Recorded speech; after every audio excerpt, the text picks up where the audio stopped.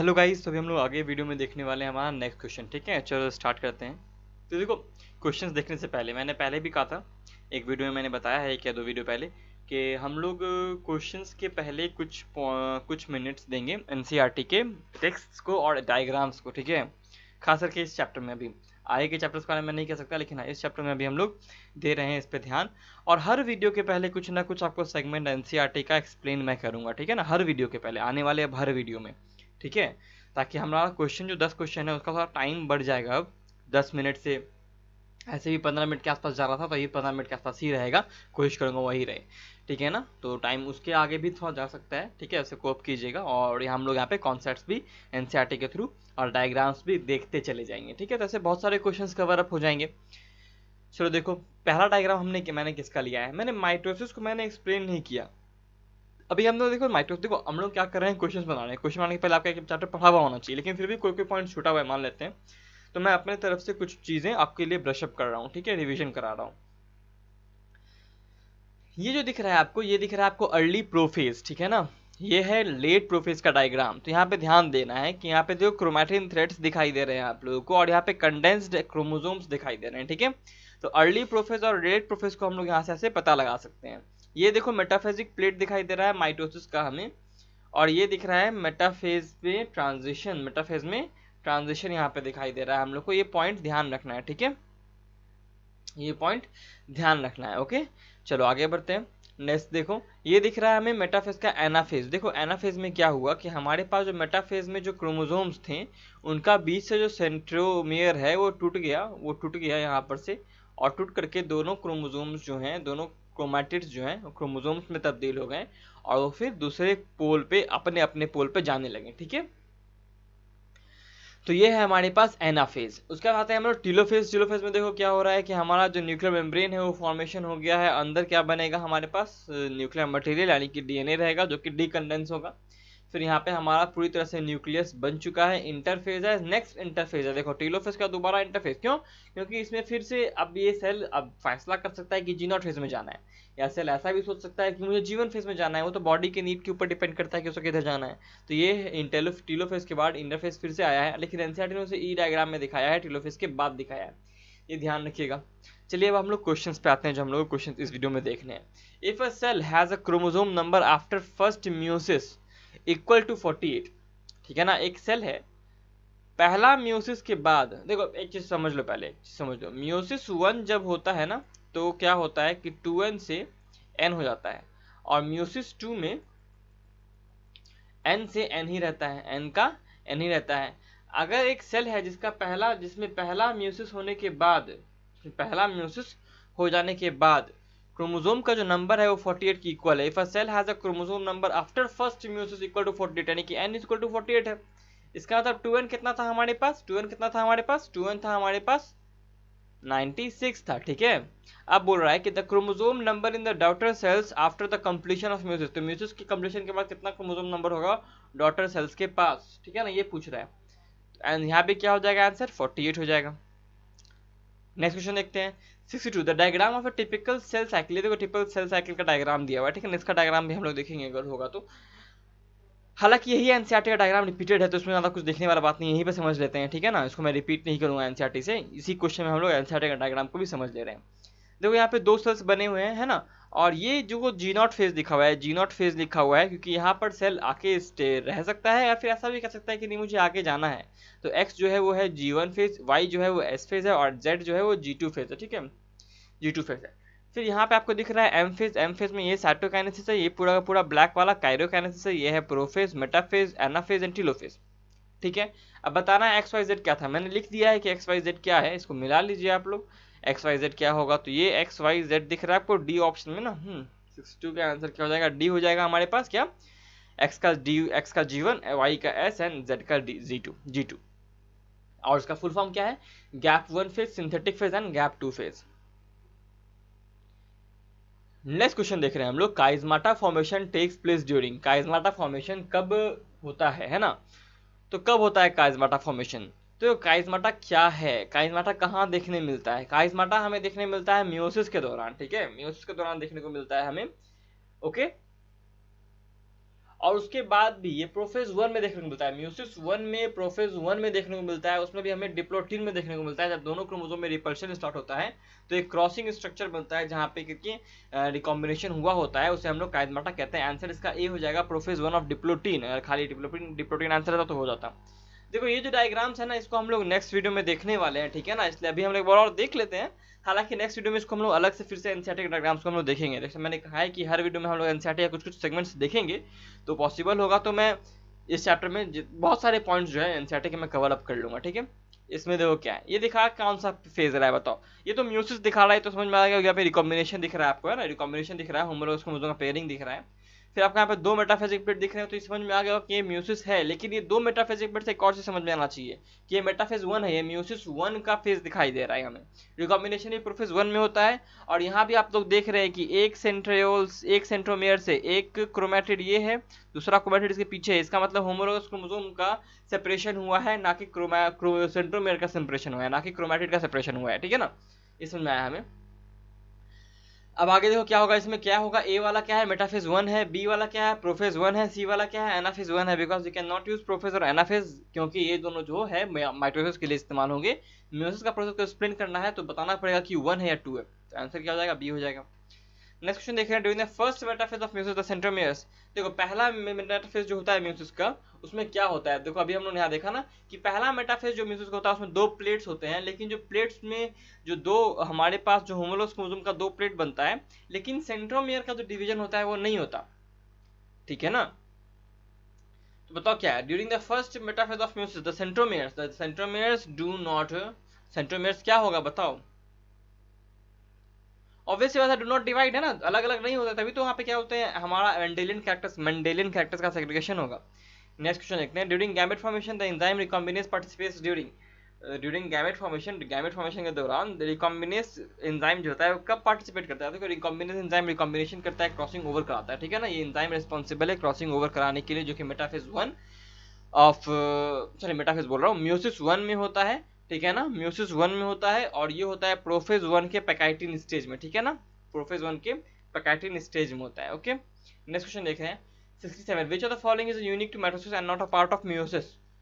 कौन सा इसमें से माइटोसिस के लिए यूनिक है लेकिन म्यूसिस का पार्ट नहीं है। म्यूसिस में वो चीज नहीं होता लेकिन माइटोसिस में वो चीज होता है। बहुत इंटरेस्टिंग क्वेश्चन है, देखते हैं क्या पूछ रहे हैं।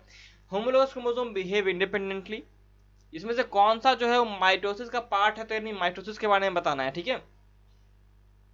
होमोलॉगस क्रोमोसोम क्रॉस ओवर, देखो ये चीज तो म्यूसिस में होता है, लेकिन हमें बताना है क्या, माइटोसिस के बारे में बताना है, not a part of meiosis बताना है। तो ये तो म्यूसिस का पार्ट है ना, ये तो हमारा आंसर नहीं होगा। Homologous chromosome pair and form bivalents, ये भी तो केस का पार्ट है, ये भी तो इसका पार्ट है, म्यूसिस का पार्ट है, तो ये भी हमें आंसर नहीं होगा हमारा, ठीक है। Chromatids are separated during anaphase, chromatids are separated during anaphase. अब देखो एनाफेज के दौरान क्रोमैटिड सेपरेट होता है, म्यूसिस में भी माइटोसिस में भी, ठीक है ना। म्यूसिस के म्यूसिस 2 में भी होगा, है ना, तो इसलिए इसको नहीं कह सकते आंसर, दोनों में हो रहा है। होमोलॉगस क्रोमोसोम बिहेव इंडिपेंडेंटली, बिल्कुल हमारा जो माइटोसिस में होमोलॉगस क्रोमोसोम होता है इंडिपेंडेंटली बिहेव करता है। 23 नहीं होता, 46 जो होते हैं अलग अलग चले जाते हैं, उसमें कोई भी पेयरिंग हमें देखने को नहीं मिलता। तो यानी ये माइटोसिस का पार्ट है ये स्टेटमेंट, लेकिन म्यूसिस में ऐसा देखने को हमें नहीं मिलता। होमोलॉगस क्रोमोसोम इंडिपेंडेंटली बिहेव नहीं करते, होमोलॉगस क्रोमोसोम पेयर में बिहेव करते हैं। एक पेयर इस तरफ, एक पेयर उधर जाता है, एक पेयर में से एक जोड़े में से एक जो क्रोमोसोम है वो एक तरफ, एक क्रोमोसोम होता है दूसरे पोल की तरफ जाता है, ठीक है ना, अलग अलग पोल पे चले जाते हैं। आंसर ये होगा इसका। The protein for spindle fibre, spindle fibre में कौन सा प्रोटीन होता है, अच्छा क्वेश्चन है, बहुत अच्छा क्वेश्चन है। स्पिंडल फाइबर में कौन सा प्रोटीन होता है ये बताना है। इसमें बताओ कौन सा प्रोटीन होता है, इसमें होता है एक्टिन प्रोटीन होता है। एम्स का क्वेश्चन है कि अच्छा क्वेश्चन है ये।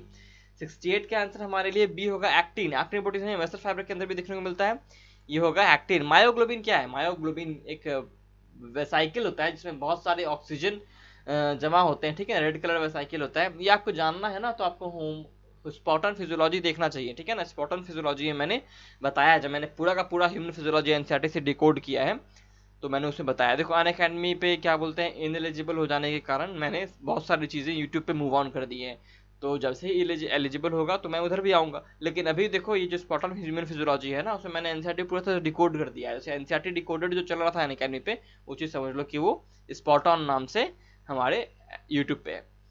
56 cells are produced in meiosis, लेकिन जब अनअकैडमी आएगा वापस से तो यानी कि मैं जब तक फिर से एलिजिबल हो जाऊंगा तो फिर आज में आपको कुछ और भी नई नई चीज़ें देखने को मिलेंगी। 56 cells are produced in meiosis, meiosis के दौरान 56 यानी कि 56 सेल्स प्रोड्यूस होते हैं, ठीक है। इन विच, अब देखो क्वेश्चन कैसा है, क्वेश्चन क्या कह रहा है, इंटरेस्टिंग सा क्वेश्चन है।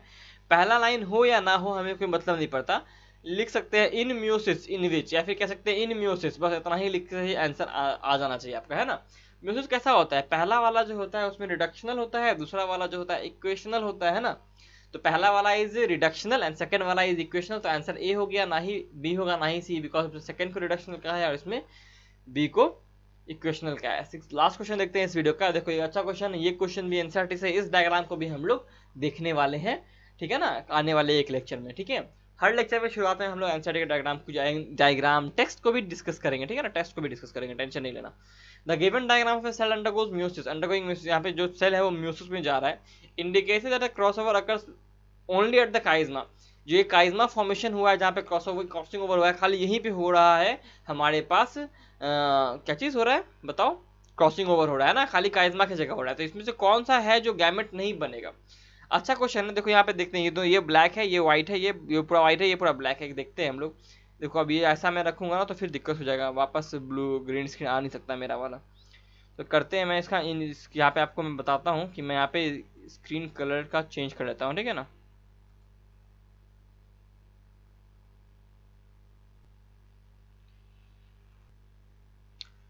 चलो ठीक है, इसको देख रहे थे अभी हम लोग ना, सॉरी फॉर द ग्लिच के लिए बहुत सॉरी, आपको मेरा कंप्यूटर लापी का स्क्रीन दिख गया होगा, है ना। चलो कोई बात नहीं, चलो देखते हैं, पहले यहाँ पे डायग्राम को समझना बहुत ज़्यादा ज़रूरी है। तो मैं जो ब्लैक से क्रोमोसोम्स है ना उसको ब्लैक से बनाऊंगा, ये देखो ब्लैक है, ठीक है ना, ये ऐसे आया है और फिर ये ब्लैक है, ठीक है, और ये ब्लैक है हमारे पास, ये ब्लैक है, फिर एक छोटा क्रोमोसोम यहाँ पे है जो कि छोटा वाला ब्लैक है ना, ये छोटा वाला भी ब्लैक है।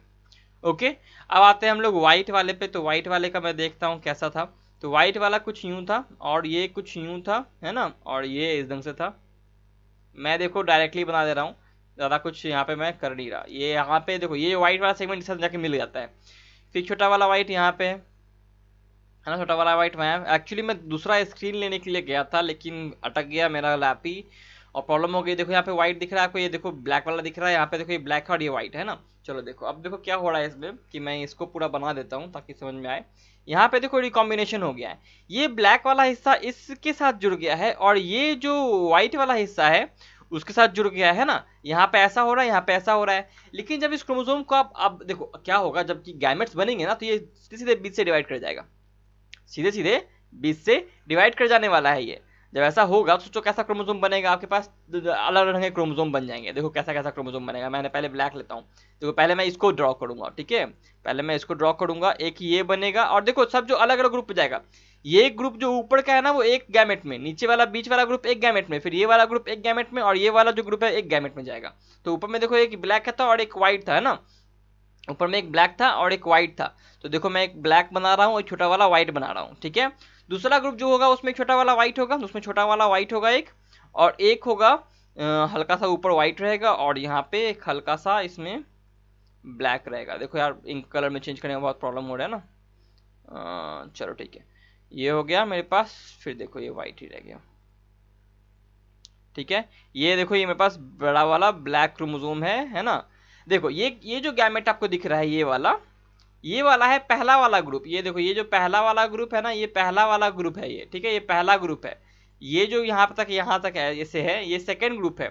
फिर यहाँ से ये जो पार्ट है ना, ये जो इतना वाला पार्ट है, ये थर्ड ग्रुप है, ये पहला ग्रुप है, और चौथा वाला ग्रुप ये है, ठीक है ना। तो ये हमारे पास पहला गैमेट है, ये जो है ये आपका दूसरा गैमेट है ये, ठीक है ना। और ये जो दिख रहा है आपको व्हाइट और आधा ब्लैक और एक ब्लैक, ये भी बनेगा एक और ग्रुप, ठीक है ना, ये भी बनेगा एक और ग्रुप। तो मैं यहाँ पे दोनों ग्रुप को अलग अलग बना लेता हूँ, साथ साथ बना लेता हूँ, ठीक है ना। अब मैं इसको दिखाता हूँ यहाँ पे, अब देखो यहाँ पे हल्का सा ब्लैक यहाँ पे भी है, अब देखो व्हाइट वाला बहुत जल्दी बन जाएगा। सॉरी इतना ज़्यादा मुझे करना पड़ रहा है, लेकिन क्या करें, समझाने के लिए तो करना ना पड़ेगा, तभी समझ में आएगा आप लोग को, है ना। और ये देखो ये पूरा का पूरा व्हाइट वाला इधर आ गया, तो ये एक और गैमेट बन गया और ये एक और गैमेट बन गया। अब जरा ध्यान से देखो इन दोनों को, एक ब्लैक और एक व्हाइट, एक ब्लैक और एक व्हाइट पूरी तरह से है, देखो एक ब्लैक और एक व्हाइट पूरी तरह से हमारे पास है यहाँ पे, है ना, एक ब्लैक और एक व्हाइट पूरी तरह से हमारे पास यहाँ पे है। तो ये वाला गैमेट तो बनेगा, नॉट फॉर्म पूछ रहा है 70 में, नॉट फॉर्म पूछ रहा है तो डी तो बनेगा ही। अब सी को देखते हैं, देखो सी में क्या है, एक छोटा सा व्हाइट और एक काला और एक व्हाइट। देखो एक छोटा सा व्हाइट यहाँ पे है और एक काला और व्हाइट। सेकंड वाला जो गैमेट था हमारा, सेकंड वाला गैमेट क्या है, एक व्हाइट और एक काला और एक छोटा सा व्हाइट। तो ये जो रिकॉम्बिनेशन है जाने के बाद, यानी कि सी वाला ऑप्शन भी हमारे पास है। फिर बी वाला ऑप्शन देखो, एक पूरा ब्लैक और एक व्हाइट और एक ब्लैक, एक पूरा ब्लैक दिख रहा है आपको थर्ड वाला में, और एक पूरा व्हाइट और एक ब्लैक दिख रहा है। तो यानी ये वाला भी है, तो हमें ये वाला मिल गया, ये वाला मिल गया। फिर शायद हमें कौन सा मिल गया था, एक छोटा वाला ब्लैक था कि ये छोटा वाला व्हाइट था ना, तो हमें ये वाला मिल गया।